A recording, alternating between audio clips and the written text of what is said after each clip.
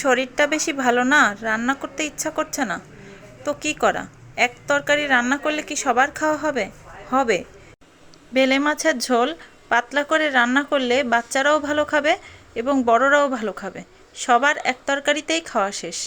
তো আজকে দেখাবো বেলে মাছের একটা পাতলা ঝোলের রেসিপি, যেটা সবার জন্য উপকারে আসবে। 5 মিনিটে বানিয়েও নিতে পারবেন এবং সবাইকে খেতেও দিতে পারবেন, আর অল্প কিছুর মধ্যে রান্নাও হয়ে যাবে। তো প্রথমেই দেখলেন বেলে মাছগুলো আমি ভেজে তুলে রাখলাম এবং ওই তুলে কালো জিরা, পেঁয়াজ কুচি দিয়ে ভালোভাবে তেলে নাড়াচাড়া করে ভেজে নিলাম। এবং আমি এই তরকারিতে আলু এবং কুমড়া দিয়েছি, সেটা তেলে দিয়ে লবণ এবং হলুদের সাথে ভালো করে কষিয়ে নিচ্ছি এবং ঢাকনা দিয়ে ঢেকে দিচ্ছি। ঢাকনা দিয়ে ঢেকে 90% সিদ্ধ হয়ে গেলেই আমি তারপরে জল দেবো।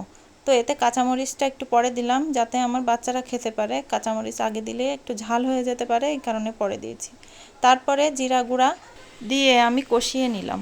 ভালো করে কষানো হলে আমি জল দিয়ে দিলাম।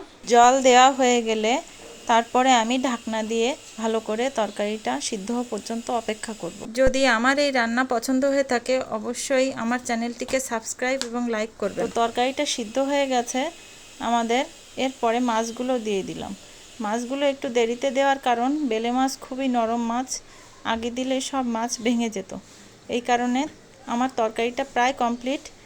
এখন দেখুন, এই তরকারিটা বাচ্চা এবং বড় সবাই পছন্দ করবে। ধন্যবাদ।